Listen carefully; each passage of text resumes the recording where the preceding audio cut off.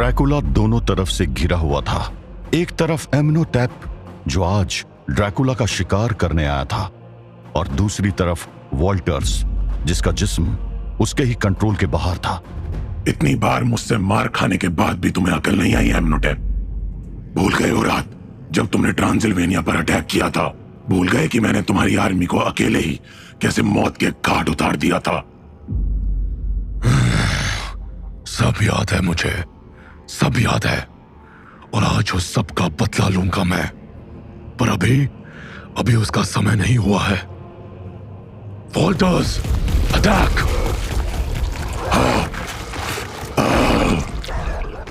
Dracula कुछ समझ पाता उससे पहले ही वॉल्टर्स ने उसको उठाकर जमीन पर पटक दिया। तुमने इसे कुछ सिखाया नहीं क्या एम्नोटेप? अपने इस प्यादे को बताना था ना कि ड्रैकुला पर ये बचकाने वार काम नहीं करते हैं। ये अटैक तुम्हें मारने के लिए नहीं है व्लाद। मुझे पता है कि तुम्हारे जख्म अपने आप भर जाते हैं। यह अटैक तो सिर्फ तुम्हारा ध्यान भटकाने के लिए था। क्या मतलब? मैं जानता हूं कि तुम मर नहीं सकते हो, पर कुछ चीजें तुम्हें कमजोर जरूर कर सकती है। ये क्या हो रहा है?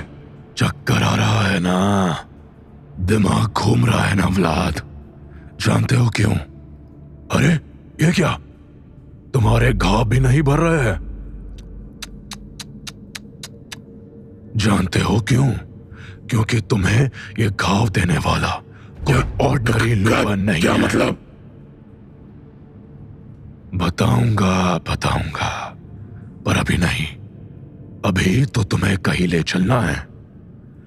वॉल्टर्स, अगर आराम हो गया है तो उठो और मेरे प्यारे तुम्हें नहीं छोड़ूंगा। व्लाद को उठाकर मेरे साथ। ड्रैकुला एम्नोटेप के कब्जे में आ चुका था और अब उसे बचाने वाला कोई नहीं था, कोई भी नहीं। मिर्जा, कुछ करो, डू समथिंग। मैं कोशिश कर रहा हूं जनाब, मगर मैं ड्रैकुला के दिमाग की तरंगों को ढूंढ नहीं पा रहा हूं। क्या कर रहे हो मिर्जा?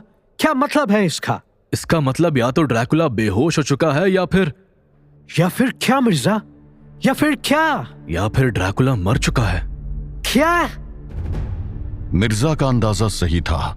ड्रैकुला बेहोश हो चुका था और इस वक्त वॉल्टर्स उसको अपने कंधे पर उठाए हुए चुपचाप एम्नोटेप के पीछे चल रहा था, एक ऐसी जगह की ओर जिसके बारे में वॉल्टर्स को भी पता नहीं था। उधर डोंगरगढ़ से दूर जनरल रूट की टुकड़ी के कैंप पर एक अलग ही कहानी चल रही थी। अरे बाप रे, तुमने तो इसको पूरा ही निपटा दिया। यू हाँ, मैं। तुम्हें क्या लगा सिर्फ तुम मेरे पे नजर रख रहे थे? मुझे भी तुम पर पहले से शक था। बोले तो भरोसा नहीं था तुम पे। मतलब ये कि तुम पादरी तो नहीं हो सकते। क्या मतलब है तुम्हारा? I am a priest. मैं एक प्रीस्ट यानी पादरी ही हूं। एक पादरी कब से जान लेने लगा? वो कोई बात नहीं पादरी, इसको मार के सही किया, क्योंकि इसको कभी भी होश आता तो ये सबको बता देता कि मैं जनरल के टेंट में कुछ ढूंढ रहा था। तूने तो मुझ पर एहसान किया है पादरी, पर तू आखिर है कौन? तुम जान के क्या करोगे? तुम्हें जितना काम दिया है उतना करो और चुपचाप मौका मिलते ही सबसे दूर चले जाना। ये भी ठीक है, चलो फिलहाल तुम्हारी मदद कर देता हूँ। इसे जल्दी दफनाते हैं, वरना कहीं कोई और सैनिक इधर आ गया तो दोनों मारे जाएंगे। ये ओमकार से मुझे थोड़ा अलर्ट रहना पड़ेगा। He has no morals. For the right price or pressure ये कभी भी मुझे rat out कर सकता है। क्या सोचने लगे पादरी? अब उठो भी, या ऐसे ही जमीन पर बैठे रहने का इरादा है? ठीक है, तो पकड़ो मेरा हाथ। Thank you. लाओ ये फावड़ा मुझे दो, ये काम मैं तुमसे जल्दी कर लूंगा। डोंट वरी, मैं कर लूंगा। तुम तब तक ग्रेव को कवर करने के लिए कुछ रॉक्स और प्लांट्स ले आओ। ठीक है, ये पादरी पक्का कुछ छुपा रहा है। वक्त आने पर इसको भी देख लूंगा। इस पर और कड़ी नजर रखनी पड़ेगी।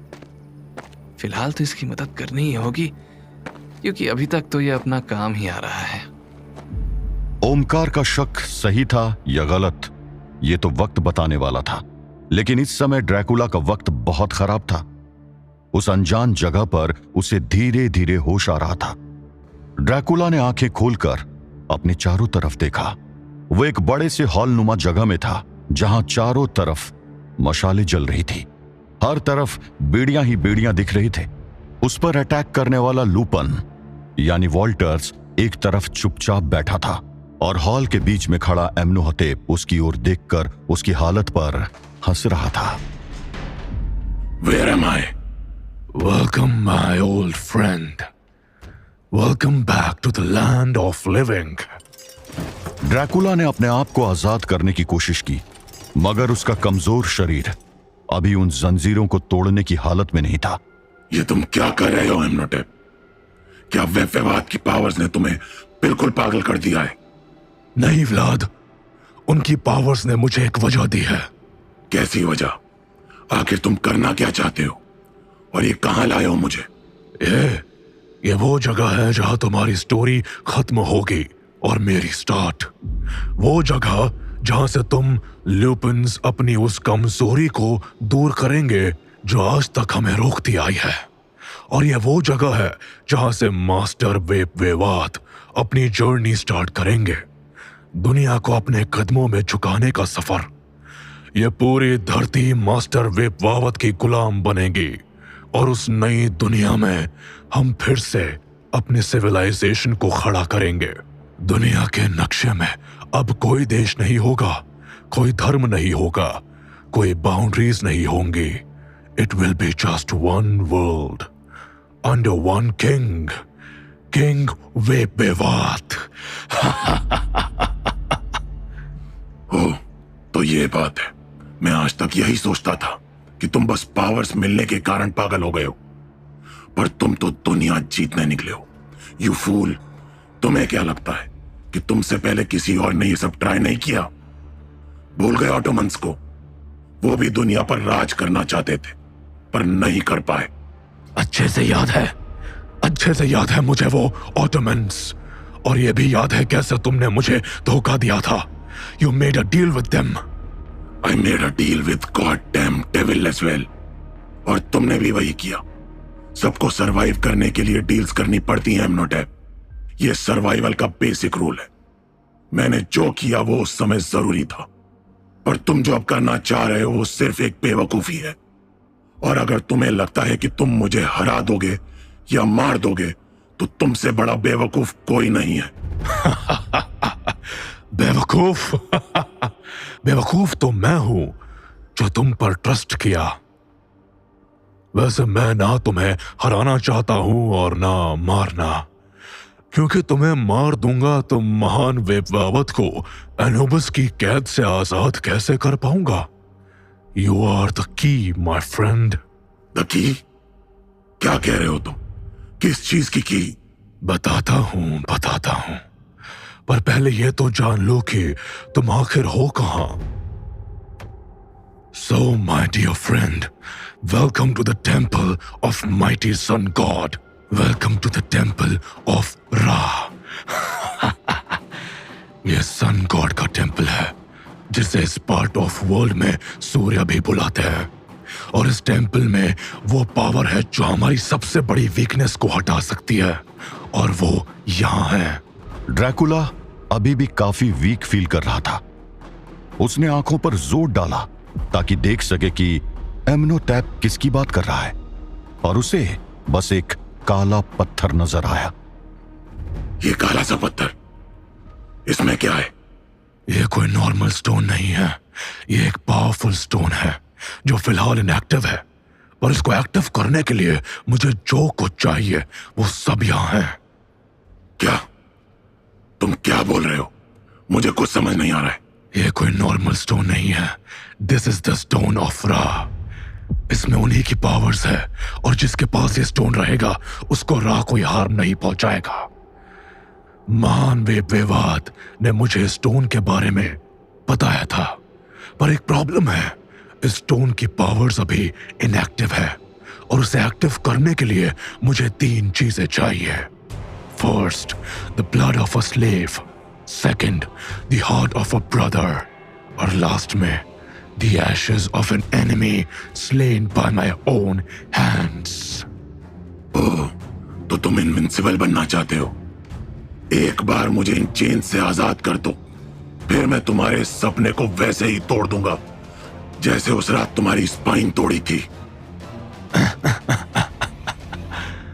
मैं जानता हूं व्लाद कि तुम मुझसे बहुत ज्यादा पावरफुल हो, मगर इस बार मैं पूरी प्रिपरेशन के साथ आया हूं।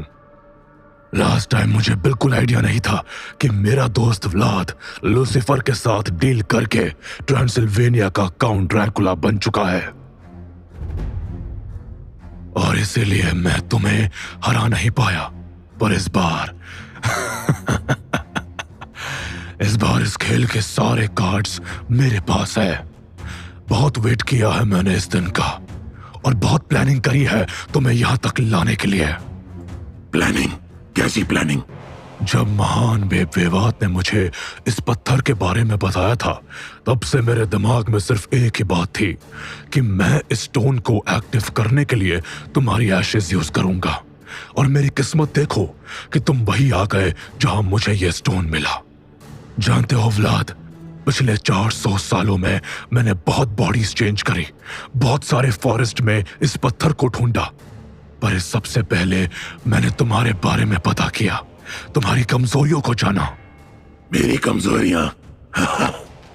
ड्रैकुला की कोई कमजोरी नहीं है, मूर्ख।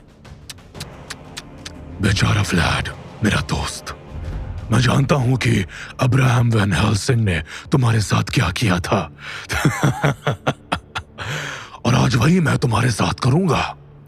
I will burn you into ashes, और जब ये स्टोन मेरे कंट्रोल में आ जाएगा तो मैं तुम्हें रिजरेक्ट करूंगा और तुम्हें अपना गुलाम बनाऊंगा।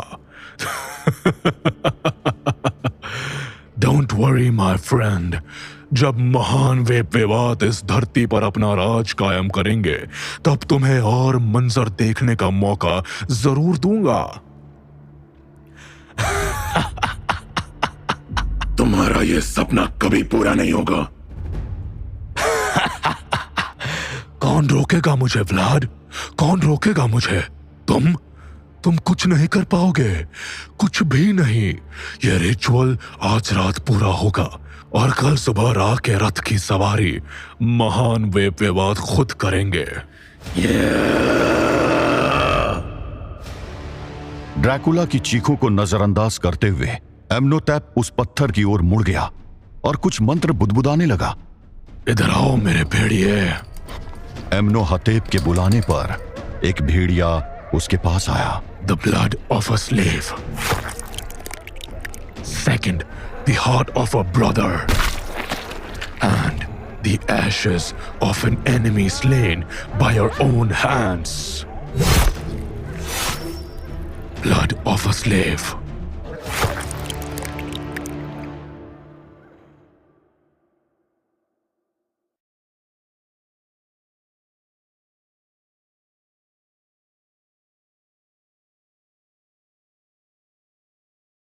Audio Jungle.